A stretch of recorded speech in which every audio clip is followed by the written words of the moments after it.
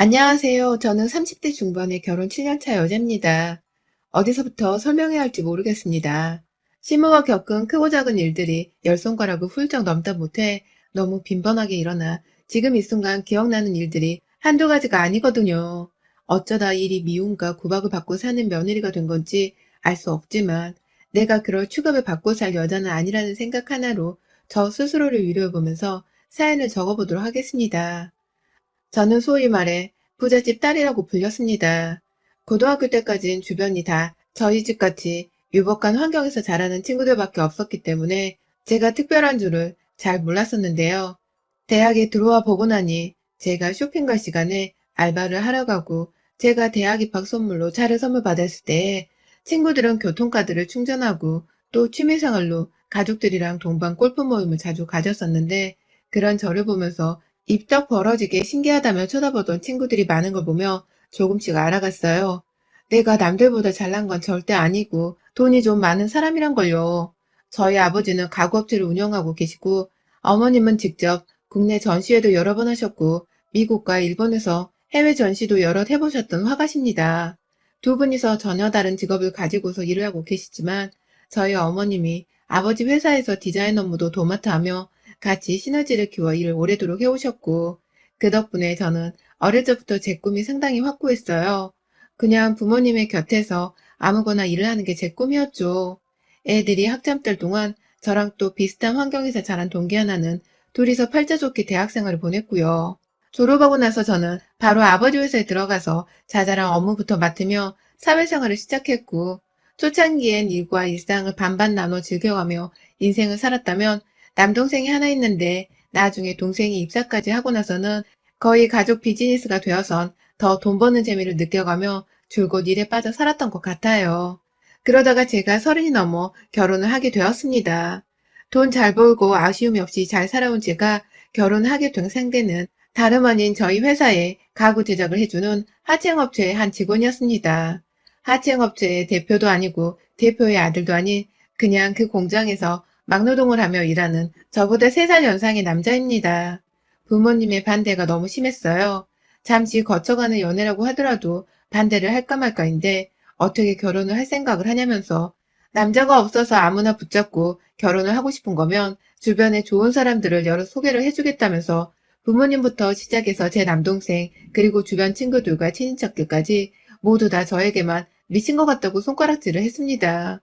결혼이 애들 장난인 줄 아냐면서 혀를 차는데 저 솔직히 아무 말도 들리지가 않았어요.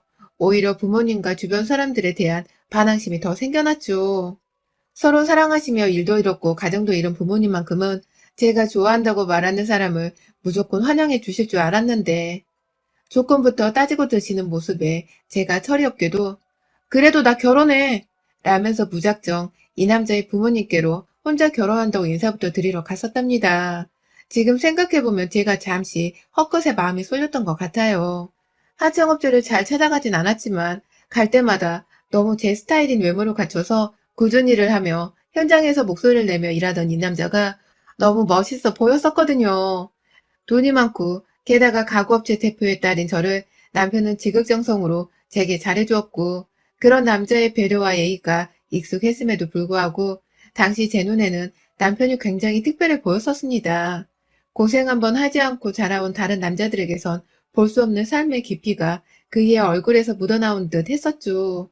결국 자식의 어긋난 사랑을 반대할 수 없다는 듯이 부모님도 두 손 두 발을 드셨고요.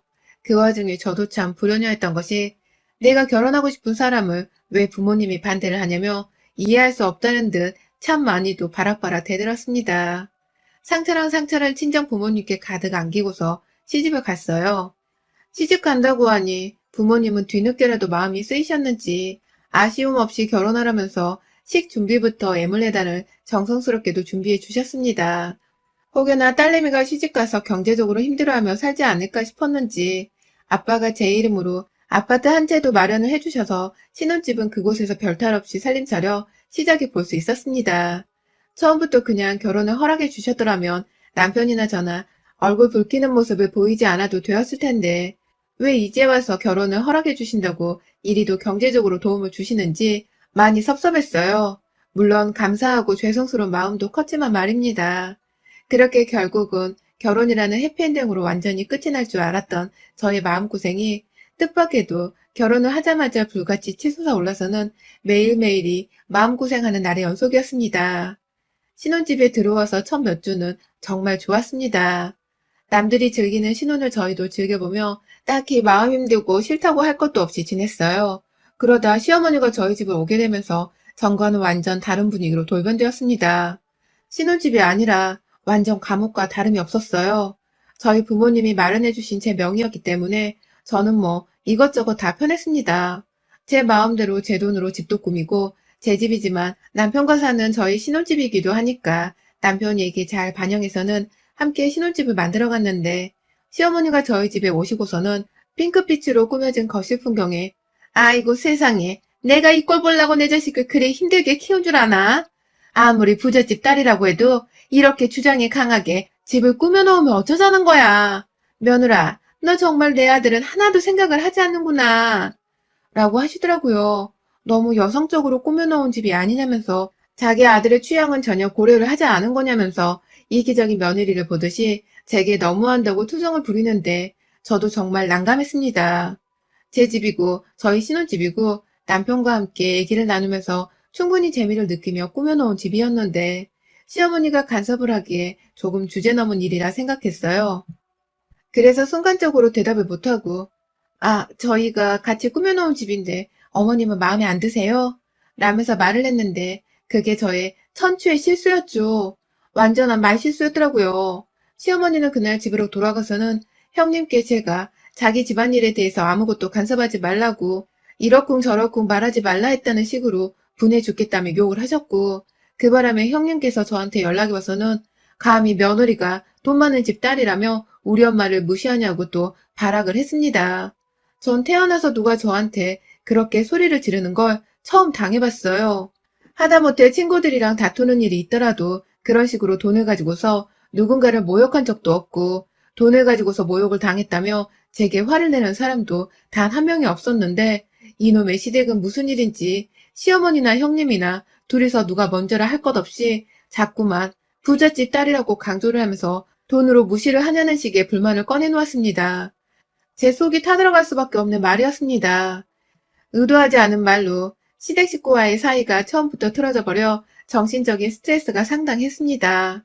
혹여나 인테리어를 바꿔놓으면 어머님이 자신의 말을 귀울여 들었다 생각하고 좋아라 하지 않으실까 싶어서 어머님의 말씀대로 핑크색 액자랑 담요 같은 거 싹 다 빼놓고 좀 더 중성적으로 굳이 돈도 보태지를 않던 남편에게 인테리어 취향이 뭐냐고 물어가면서 의견을 종합해 집안 분위기를 바꿔놓곤 시어머니를 다시 초대했어요. 이번엔 형님도 다 같이 집들이를 하자면서 불러냈죠. 그런데 집에 들어온 형님과 어머님은 처음부터 절 혼내기로 작정을 했다는 듯이 뾰루퉁해져서 집 안으로 들어와 놓고는 혼낼 거리가 없어진 집안꼴을 보고는 당황을 했던지 한동안 애먼 저희 집만 뚫어져라 구경을 하고 돌아다니더니 어머님은 심지어 그렇게 말씀하더군요. 넌 돈이 썩어나마 돌아서 그 사이에 또 집을 이렇게 바꿔놓는다고 돈질하라 한 거니? 넌 네가 잘난 집 딸이란 이유로 내 아들 앞에서 돈으로 생색내는 게 즐겁지? 재밌지? 사람 하나 앞에 두고 무시하느라 짜릿하지? 어디서 못된 것만 내가 배워와서는 내 아들까지 더럽히려 하네. 라며 괜히 옆에 서 있는 자기 아들이 그 사이 밥도 잘 안 차려줘서 살도 빠진 것 같다고 말을 하는데 저 정말 입술이 파르르 떨리더라고요. 그 와중에 자기 엄마 앞에서 제 편을 들어줄 생각을 안 하고 있는 남편이 서운하기도 했고 뭐라든 이미 내가 마음에 안 들 것이란 듯이 무섭도록 표독스러운 표정으로 시집살이를 시키는 듯이 혼을 내는 시어머니와 그 옆에서 팔짱을 낀 채로 저를 노려보고 있던 형님까지 모두가 다 제게는 완전한 적군이나 다름이 없었습니다. 그날 저는 시어머니가 남편을 옆에 꼭 껴두는 바람에 저 혼자 밥 차리고 마지막에 설거지를 하는 것까지 혼자서 다 했어요. 손님들 다 가면 남편이랑 같이 설거지라도 하려 했는데 어머니께서 아가, 넌 아까 밥도 많이 먹는 것 같던데 할 일 없으면 지금 설거지라도 해라. 라면서 다 같이 TV를 보고 있는데 굳이 저보고 설거지를 하라며 부엌에 들어가라 말씀을 하셔서 결국 제 손에 물도 묻혔네요. 내가 뭘 얼마나 대단히 잘못했길래 이리 구박을 받으며 시댁 밥도 차리고 그 그릇들을 설거지까지 해야 하나 싶어 설거지를 하는 내내 오만 생각이 다 들었습니다. 부엌에 설거지를 하면서 볼 수 있는 TV 화면 조그만 게 있어서 그걸로 드라마를 보고 있었는데 부엌에서도 소리가 난다며 따라 들어와서는 제가 TV를 보며 설거지를 하는 걸 본 시어머니는 신문물을 본 듯 흠칫 놀라면서 이내 표정 관리를 하고는 그래 너 설거지도 참 팔자 좋게 하는구나. 앞으로도 설거지는 이렇게 네가 하면 되겠다. 혹여나 하는 말인데 내 아들 시킬 생각은 꿈에도 꾸지 마라. 남자 손에 물 묻히는 건 우리 집안에서 절대로 용납 못한다. 라면서 굳이 그런 소리를 저한테 쏘아대기도 했습니다. 그날 후 별로 가족들이 모일 일이 없었지만 제 집을 자기 집처럼 들락거리는 시어머니가 늘 밥을 차려 먹고 나면 기다리고 있다는 듯이 저를 쳐다보시는 바람에 제가 고무장갑을 끼고서 설거지를 한다고 지켜야 할 때가 많았어요. 저도 밥 먹고 좀 후식도 챙겨 먹거나 쉬고 싶은데 시어머니는 그 꼴을 절대로 용납하지 못하셨고 여자가 집안일을 하는 모습을 봐야 남자가 밖에 나가 길을 펴고 살지. 네가 잘 모르는 것 같아서 내가 신부 수업이라도 좀 시켜주려 한다. 제대로 살림하는 게 익숙해질 때까지 내가 좀 왔다 갔다 하면서 널 살펴볼 참이다. 기분 나쁘게 쳐다봐도 기분 나쁘단 표정 함부로 짓지 말고 네가 인내해라. 라면서 본인이 급기야 저를 가르치겠다면서 저희 집에 자주 찾아올 것을 통보하셨습니다. 웬만한 공포 영화 한 편을 보는 것보다 소름 끼치게 무서운 말이었죠. 이런 식으로 시어머니는 저희 집에 저 살림하는 거 알려주겠다는 명목으로 자꾸만 들락날락 거렸고 일부러 제가 돈 많은 집 딸이라는 것에 꿀리지 않으려고 작정이라도 하는 듯이 제가 뭘 잘못하기만 하면 넌 돈 많다는 집에서 자라놓고도 할 줄 아는 것이 내 딸내미보다 없더라. 혹시 부모님이 졸부 뭐 그런 걸로 부자된 거니? 알고 보니 천성은 우리보다 못 살았던 거 아니야? 라며 친정까지 욕을 보이실 때가 있었고요. 부잣집 딸내미라고 해서 내 아들을 함부로 니네 집 하인 부리듯 마냥 못살게 굴고 시켜먹을 생각 하지 마라. 네 서방은 너한테 하늘과 다름없는 존재인 걸 늘 명심하고 살고 일한다고 바쁜 척 그만하고 집에 오면 제깍제깍 밥도 잘 차려놓고 아침에 출근하는 사람 힘들지 않게 아침도 든든히 먹이고 라면서 제가 가족들과 회사 경영도 돕고 여러 가지 업무에 참여를 한다고 머리를 쓰거나 일이 바쁘면 더 바빴지 절대로 남편보다 덜 바쁜 사람이 아니었음에도 불구하고 바쁜 척을 하지 말라더군요. 남편이 하늘이라는 개소리를 하면서 내 부모님이 사주신 집에서 내 돈 들여 산 식기구로 밥을 처먹으면서도 그저 지 아들 목구멍에 들어갈 밥을 차려주라는 걸 잊지 말라는 소리를 하는데 그놈의 밥 타령과 설거지 타령 그리고 부잣집 딸 타령에 헛구역질이 나올 정도였습니다. 남편한테 화가 나서 이혼하자는 소리도 정말 몇 번이고 했어요. 내가 이 꼴 보려고 우리 부모님 마음에 상처 주면서 너랑 결혼한 거 아닌데 왜 당신 엄마가 나한테 그런 소리를 할 때마다 너는 입을 꾹 다물고 있는 거야? 어머님이 맞는 소리를 하기라도 했단 거야? 라면서 진짜 당장 헤어지자고 짐도 싸봤고 소리를 지르거나 답답하다고 울분을 토해내는 건 다반사였습니다. 하지만 그럴 때마다 남편은 자기 엄마가 아는 게 별로 없고 옛날 분이라서 돈 없이 산 세월이 많은데 돈 많은 며느리가 나타나니 혹여나 내가 길을 못 펴고 사실까봐 혼자 먼저 선수를 치듯이 시집살이를 시키려 하는 것 같다면서 이해를 해달라는 말만 반복했어요. 미안하단 사과와 함께 자기 엄마의 아들을 향한 부질없는 걱정과 타고난 못난 천성 때문이라고 하는데 자기 엄마를 이런 식으로까지 모자라다 말하는 남편의 말에 저도 마냥 화만 낼 수는 없었습니다. 따지고 보면 남편한테 화를 낼 게 아니라 시어머니한테 화를 내야 하는 건데 그러지 못하고 당하고 있던 제 잘못도 분명히 있는 거라 생각했어요. 그래서 저도 조금씩 마음을 달리 먹고는 시어머니가 또 쓴소리를 하면 싫은 티도 좀 팍팍 내고 어쩔 땐 말 가려서 하라면서 화도 내고 했죠. 애초에 집에 온다고 할 때 저 회사 일로 바빠 쉬는 중입니다. 오셔도 되긴 되는데 오실 거면 어머님 식사는 남편한테 부탁을 좀 할게요. 라면서 일부러 어머님이 싫어하실 만한 말을 하면서 약을 올려보기도 했고요. 내 아들한테 밥을 만들게 한다고?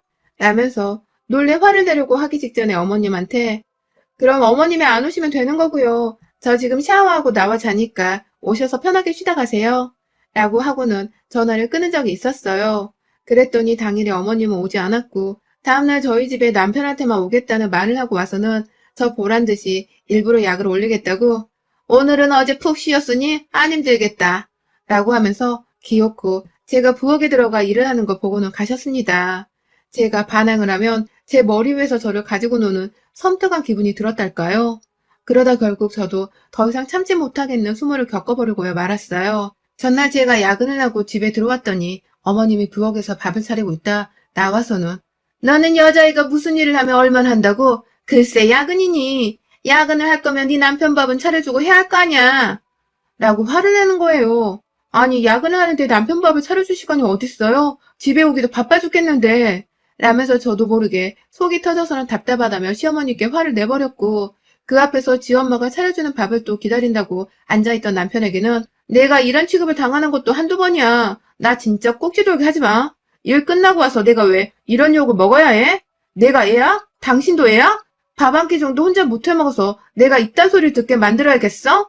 라며 짜증나 죽겠다며 아주 거친 숨소리를 몰아내시면서 안방문을 쾅 닫고 들어봤어요. 속은 여전히 벌렁거리는데 밖에서 시어머니는 저 들으라고 일부러 더 큰 소리로 버르장머리 없는 년이라며 한참을 궁시렁거리며 기가 찬다는 말을 하다가 네 마누라한테 마저 차리라고 해라. 안 차리기만 해. 가만 안 둬. 라고 말을 하고는 집을 나갔어요. 그날 저는 끝내 안방문을 열어주지도 않고 남편을 밖에서 재웠고요. 출근하면서 보니까 남편이 저한테 미안하다면서 아침밥을 차려놨는데 어머님은 어떻게 좀 해봐 제발. 이란 말을 남기고는 밥도 안 먹고 출근했어요. 그리고 퇴근했더니만 집안은 쑥대밭이 되어 있었습니다. 시모의 아나무인한 짓거리와 말에 남편이 저한테 스스로 죄책감과 미안함을 느꼈을 테고 그래서였는지 자기 혼자 앞치마를 메고서는 부엌에서 막 요리를 했나 보더라고요. 그냥 조촐하게라도 냉장고 안에 있는 반찬을 꺼내놓고서 고기만 구워놓았었죠.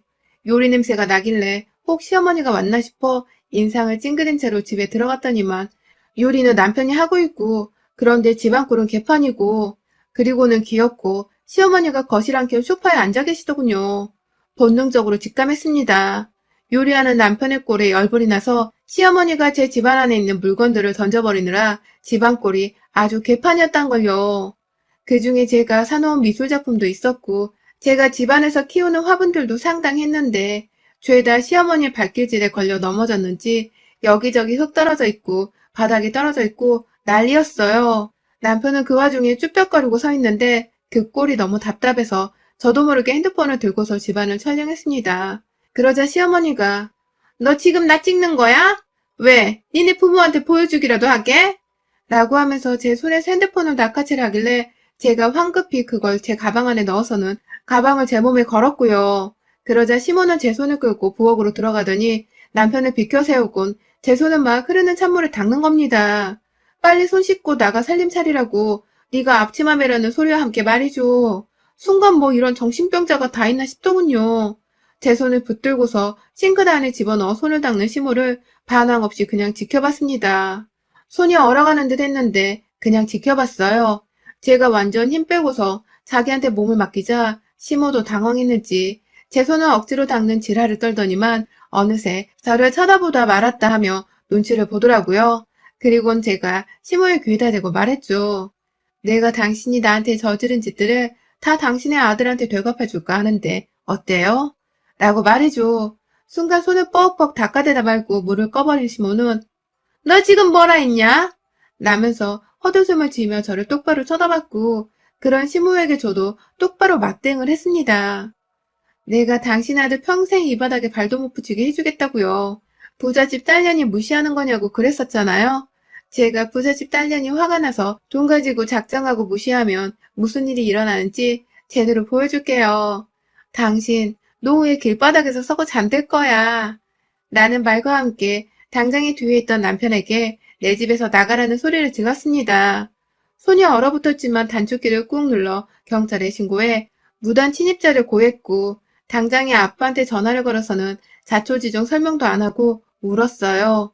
나 죽겠다고 나 이러다 정신병 걸릴 것 같다면서 엉엉 우니까 시모가 도망 나가 버리자마자 아빠가 금세 저희 집에 도착을 하셨고 오도 가도 못하고 서 있던 남편은 그 자리에서 저희 아빠 손에 이끌려 붙잡혀 있다가 집에 도착한 경찰의 손에 함께 연행되었어요. 집안꼴이 하도 난장판이라고 했잖아요. 경찰이나 아빠는 이게 다 남편이 집안에서 가정폭력을 휘두르다가 난장판이 된 줄 알고서는 남편을 현장에서 잡아 서로 데려간 겁니다.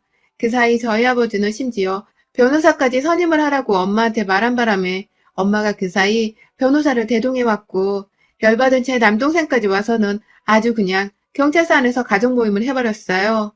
남편은 끝내 자기 엄마가 집안을 난동 피웠다는 말을 하지 못한 채 죄송하다며 사죄만 하더니만 제가 이 일에 발단을 심으라면서 시모가 집에와 난동을 부리는 바람에 집안꼴은 물론이고 지금 스트레스로 인해서 더 이상의 결혼 생활을 지속하기 힘들다며 시모를 경찰서로 불러냈고 아들이 경찰서에 당신 대신 잡혀있으니까 모른 척 할 거면 네 아들이 콩밥 먹는 것도 지켜보라는 말에 불이 났게 달려온 시모를 그 자리에서 바로 내 명의의 내 집안 안에 내 허락도 없이 들어와서는 난동을 부린 괘씸죄와 더불어 당장에 이 집 것들하고는 미련 없이 이혼하겠다는 말과 함께 손해배상 청구까지 싸그리 걸어버린 듯 통보했습니다. 나를 우습게 한 죄, 내 딸을 소유물 마냥 지 따까리로 대했던 죄를 절대로 그냥 직시하지 않겠다는 말과 함께 저희 아버지는 그 자리에서 시어머니 보란 듯이 남편의 회사 사장에게 전화를 걸었고 구태여 시어머니의 옆으로 가서는 귓속말을 하듯이 남편 사장한테 남편을 자르지 않으면 그 회사의 거래를 모두 끊어버리겠다는 반협박을 하는 것을 들려드렸어요. 그러자 시모는 사태가 뭔가 자기 때문에 단단히 잘못되어 가고 있다는 것을 느끼고는 어쩌면 좋냐고 자기 아들이랑 저를 향해 둘이서 잘 사는 애들인데 어른들이 왜 이러냐 라면서 주제넘게도 우리 부부 사이를 이제 와서 걱정하는 듯이 말을 했고 저는 그런 시모에게 제가 뭘 했어요? 어머님 아들 내가 제대로 무시해준다고 했잖아요. 이제 시작이에요. 라는 말과 함께 비꼬으며 퇴장을 했습니다. 남의 집 난동죄는 아들 집이라며 범죄 성립이 되지 않았지만 그날 제대로 시어머니를 엿먹였으며 그 후 저는 이혼 소송을 하겠다면서 일부러 집안에서 망가지고 깨지고 손해 입은 물건들에 대한 손해배상 청구를 진행했어요. 정신적 위자료 청구 소송과 함께 미술과 화분값에 손해배상 청구 소송, 그리고 남편을 향한 이혼 소송과 더불어 그간의 고부관계를 방관한 죄로 똑같이 정신적 피해보상 소송을 걸어버렸고요. 확 맘 같아선 형님도 소송을 걸어버리려다가 요즘 얼굴 안 본 지가 좀 오래되어 모른 척 봐주기로 했습니다. 그랬더니 자기한테는 제가 별 불만이 없는 줄로 알았는지 얼마 전 다 죽어가는 목소리로 전화가 와서는 저에게 한 번만 가족들을 용서해달라고 사과를 하대요. 지는 마치 잘못한 것이 없었다는 듯이 말입니다. 그래서 제가 형님께 단단히 일러뒀죠. 너 한 번만 더 나한테 전화하면 너도 소송 걸릴 줄 알아. 내 앞에서 그 역겨운 목소리 들려주지 마. 라고 말이죠. 손 하나 까딱하지 않고서 이것들한테 돈 써서 변호사 선임하고 고소로 강하게 밀어붙이면 얼마나 법으로 걸고 제지시킬 수 있는 게 많은지를 단단히 보여주기로 했습니다. 쥐뿔도 없는 사람한테 한 살이라도 젊었던 내가 잠시 빠졌던 것이 두고두고 수치스러운 한으로 남네요.